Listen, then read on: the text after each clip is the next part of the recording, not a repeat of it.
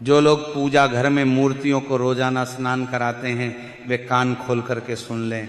श्री शिवाय नमस्तुभ्यम महाराज।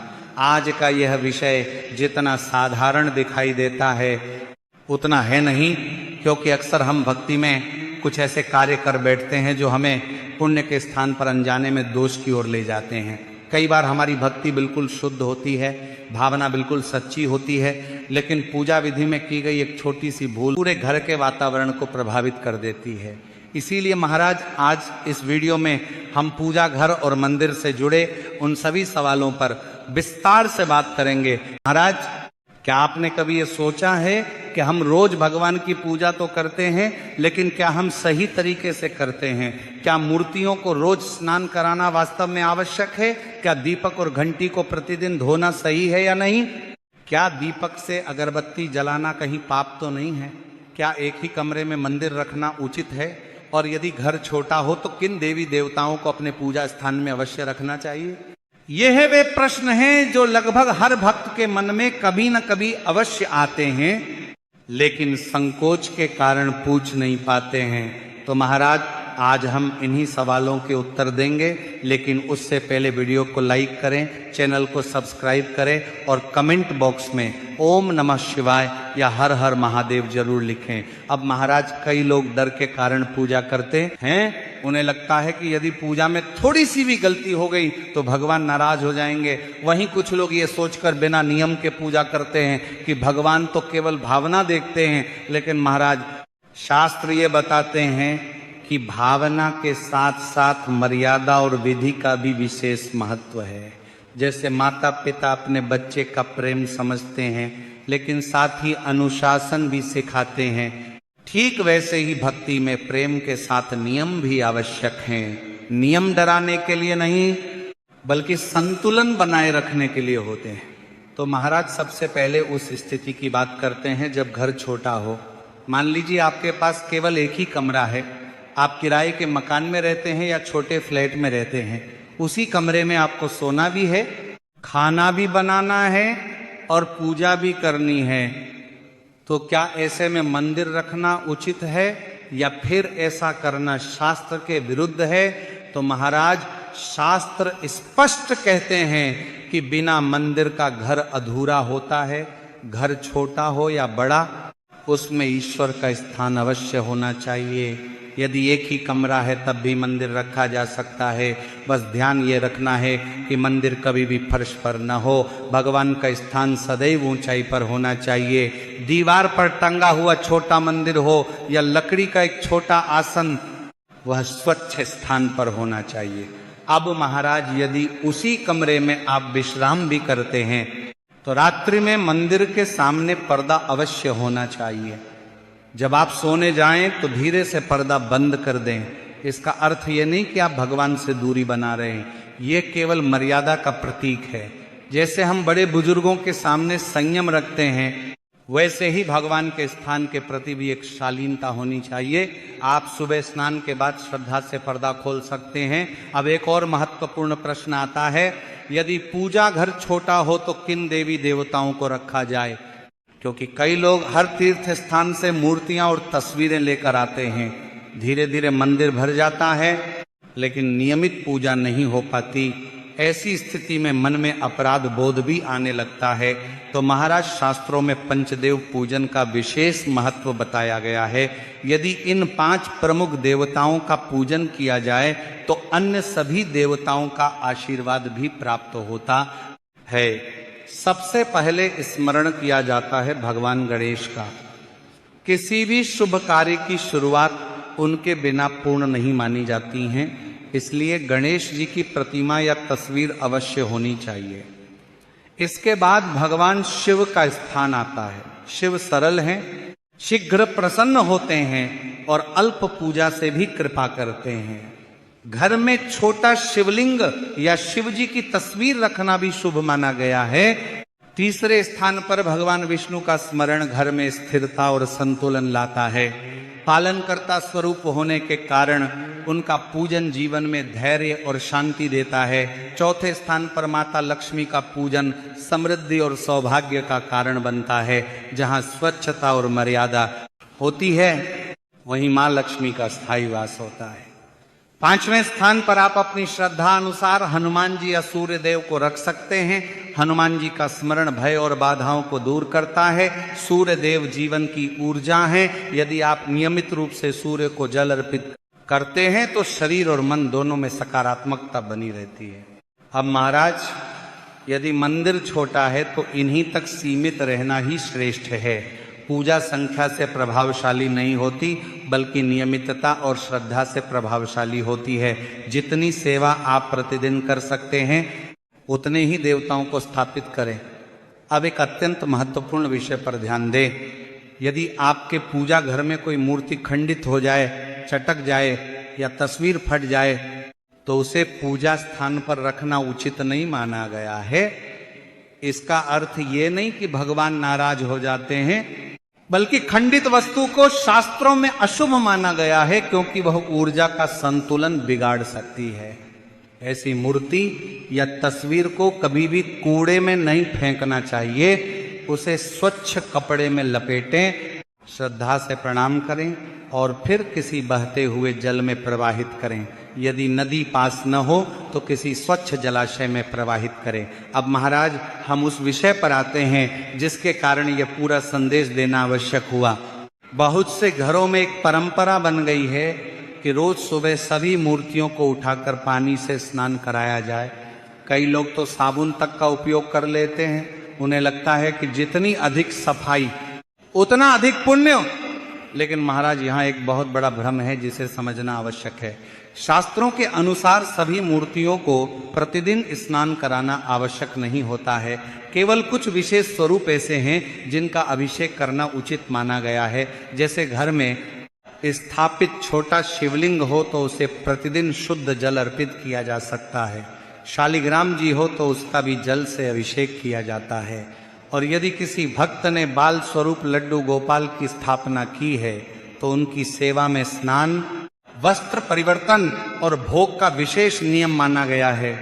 लेकिन इसके अतिरिक्त अन्य देवी देवताओं की प्रतिमाओं और तस्वीरों को प्रतिदिन स्नान कराना आवश्यक नहीं होता है, क्योंकि महाराज, बार बार पानी से धोने से मूर्तियों के खंडित होने का भय रहता है। पत्थर, मिट्टी या संगमरमर की प्रतिमाएं समय के साथ चटक सकती हैं, रंग उतर सकता है और यदि प्रतिमा खंडित हो जाए तो फिर वह पूजा के योग्य नहीं रहती हैं। इसीलिए अन्य देवी देवताओं की तस्वीरों और मूर्तियों के लिए केवल जल का हल्का सा छींटा देना, स्वच्छ कपड़े से पोंछना और फूल अर्पित करना ही पर्याप्त माना गया है।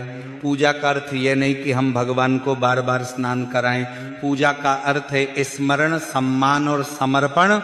अब महाराज, हम शिवलिंग की सेवा को थोड़ा विस्तार से समझ लेते हैं। यदि आपके घर में भी शिवलिंग है तो वह बहुत सौभाग्य की बात है। लेकिन महाराज, ध्यान रखें कि घर के लिए शिवलिंग छोटा ही होना चाहिए।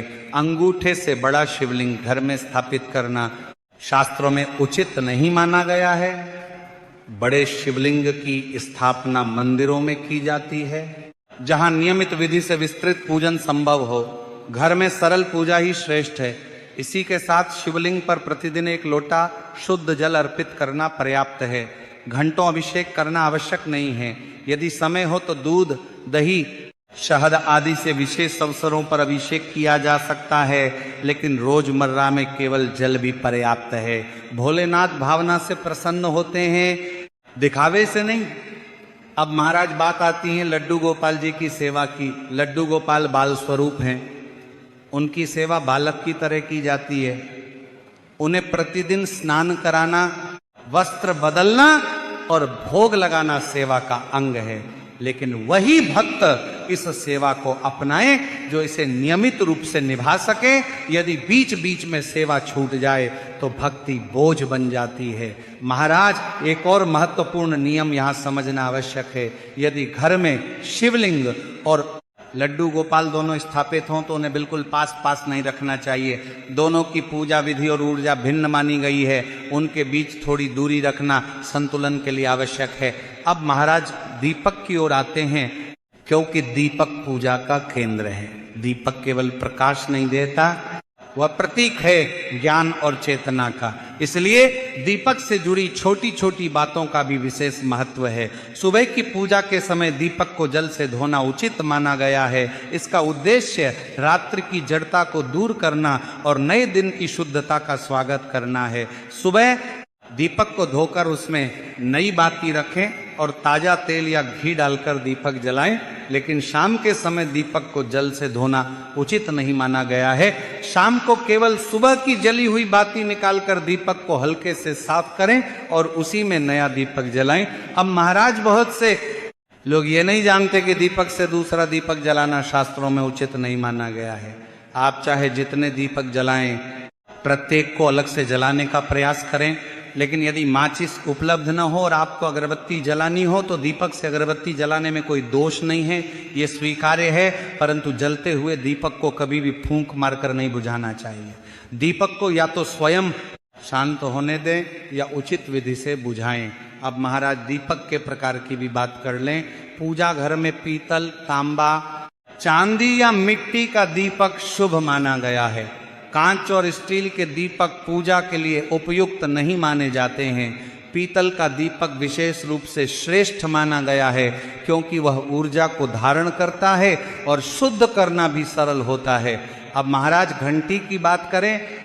घंटी की ध्वनि वातावरण को शुद्ध करती है और मन को एकाग्र करती है, लेकिन घंटी को अत्यधिक जोर से या लंबे समय तक बजाना आवश्यक नहीं है। मधुर और संयमित ध्वनि ही पर्याप्त है। घंटी को रोज पानी से धोना भी आवश्यक नहीं है, समय समय पर स्वच्छ लेना ही पर्याप्त है।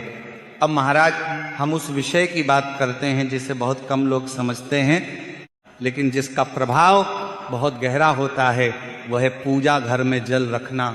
शास्त्रों में कहा गया है कि मंदिर कभी खाली नहीं रहना चाहिए, इसलिए पूजा स्थान में प्रतिदिन 1 लोटा शुद्ध जल अवश्य रखना चाहिए। यह केवल एक बर्तन में रखा पानी नहीं होता, यह जीवन का प्रतीक होता है। जल में ऊर्जा को धारण करने की क्षमता होती है। जब वह भगवान के समीप रखा जाता है तो वह वातावरण की सकारात्मकता को अपने भीतर समेट लेता है। सुबह पूजा के समय एक स्वच्छ पात्र में जल भरकर रखें। यदि संभव हो तो उसमें फूल डाल दें और उसे ढक कर रखें। अगले दिन उस जल को किसी पौधे में अर्पित किया जा सकता है, घर के मुख्य द्वार पर छिड़का जा सकता है, या श्रद्धा से थोड़ा सा स्वयं ग्रहण भी किया जा सकता है। लेकिन एक बात का विशेष ध्यान रखें, एक बात, उस जल को तुलसी के पौधे में नहीं डालना चाहिए। शास्त्रों में इसे वर्जित बताया गया है। तुलसी जी को अलग से स्वच्छ जल अर्पित किया जाता है। अब महाराज बात करते हैं शंख की। बहुत से घरों में शंख रखा होता है, लेकिन उसकी सेवा का ज्ञान नहीं होता। शंख को केवल सजावट की वस्तु समझकर नहीं रखना चाहिए। शंख को भगवान विष्णु का स्वरूप माना गया है, इसलिए यदि आपके पूजा घर में शंख है तो उसे सीधे फर्श पर कभी न रखें, उसे किसी स्वच्छ कपड़े या आसन पर ही स्थापित करें। प्रतिदिन सुबह शंख में शुद्ध जल भरना शुभ माना गया है। यदि तुलसी दल उपलब्ध हो तो शंख पर तुलसी पत्र अर्पित करना अत्यंत पुण्यदायक माना गया है। तुलसी और विष्णु का संबंध बहुत पवित्र है, इसलिए शंख पर तुलसी चढ़ाने से घर में सात्विकता बढ़ती है। लेकिन ध्यान रखें कि शंख को बार बार इधर उधर न घुमाएं, उसका स्थान स्थिर और सम्मानित होना चाहिए। अब महाराज भोग की बात करते हैं। कई लोग भ्रम में रहते हैं कि क्या हर देवता के लिए अलग अलग भोग लगाना आवश्यक है। सामान्य दिनों में ऐसा आवश्यक नहीं है। घर में जो भी सहज उपलब्ध हो, थोड़ी सी मिश्री, फल, गुड़ या घर का बना हुआ कोई सात्विक भोजन, वही सभी देवी देवताओं को अर्पित किया जा सकता है। भगवान मात्रा नहीं देखते, भावना देखते हैं। भोग का अर्थ यह नहीं कि बहुत अधिक पकवान हो। भोग का अर्थ है प्रेम से अर्पण विशेष अवसरों पर, जैसे एकादशी, पूर्णिमा या किसी व्रत के दिन। यदि आप चाहें तो विशेष रूप से भगवान विष्णु या हनुमान जी को अलग भोग लगा सकते हैं, लेकिन ये बाध्यता नहीं है, ये श्रद्धा का विषय है। भोग लगाते समय घंटी की मधुर ध्वनि करना शुभ माना गया है। घंटी की ध्वनि से वातावरण में कंपन उत्पन्न होता है जो मन को एकाग्र करता है। अब महाराज फूलों की बात समझ लें। एक बार जो फूल भगवान को अर्पित कर दिए जाते हैं उन्हें दोबारा धोकर फिर से नहीं चढ़ाना चाहिए।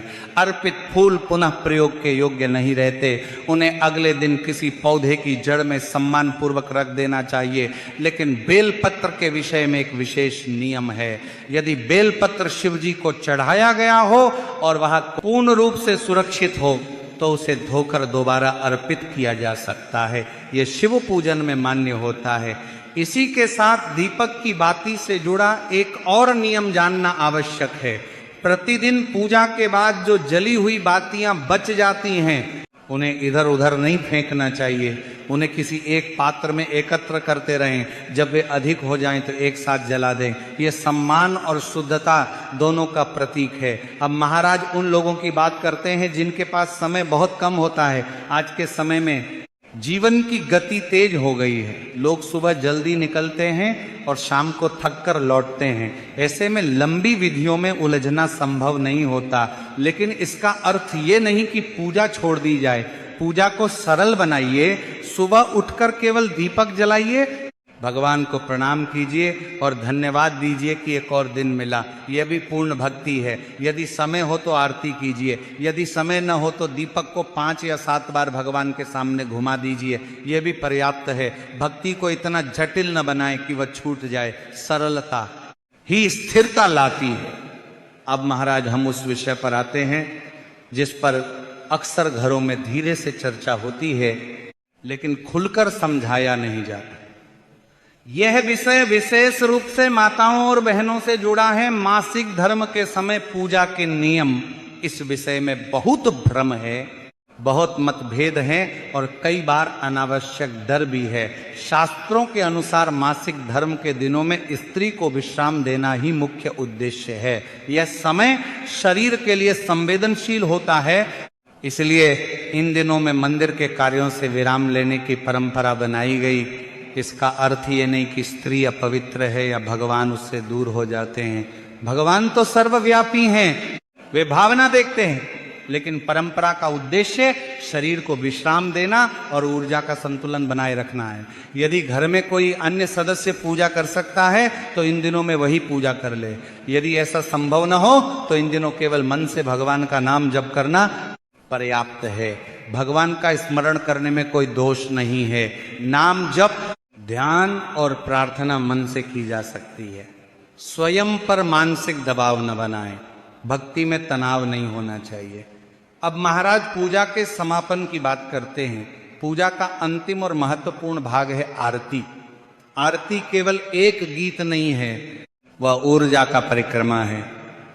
जब हम दीपक को भगवान के सामने घुमाते हैं तो हम अपने जीवन के अंधकार को ज्ञान के प्रकाश से दूर करने का संकल्प लेते हैं।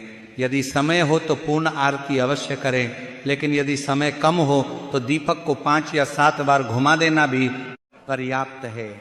अब महाराज एक बात और समझ लें, पूजा दिखावे के लिए नहीं होती है।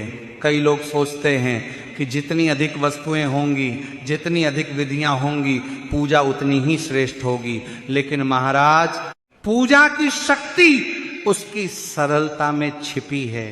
यदि पूजा भारी लगने लगे, यदि नियम बोझ लगने लगे तो समझ लीजिए कि कहीं न कहीं संतुलन बिगड़ रहा है। पूजा घर को हमेशा स्वच्छ रखें, वहां अनावश्यक वस्तुएं जमा न होने दें। समय समय पर मंदिर की सफाई करें। दीपक, घंटी, शंख और पात्रों को व्यवस्थित रखें। मंदिर में रखी हर वस्तु सम्मान की पात्र है। वहां बैठते समय मन शांत रखें। क्रोध, विवाद या नकारात्मक बातों को मंदिर के पास न लाएं। तो यदि आपको यह जानकारी उचित लगी हो तो वीडियो को लाइक करें, चैनल को सब्सक्राइब करें और कमेंट में ओम नमः शिवाय या हर हर महादेव जरूर लिखें। धन्यवाद।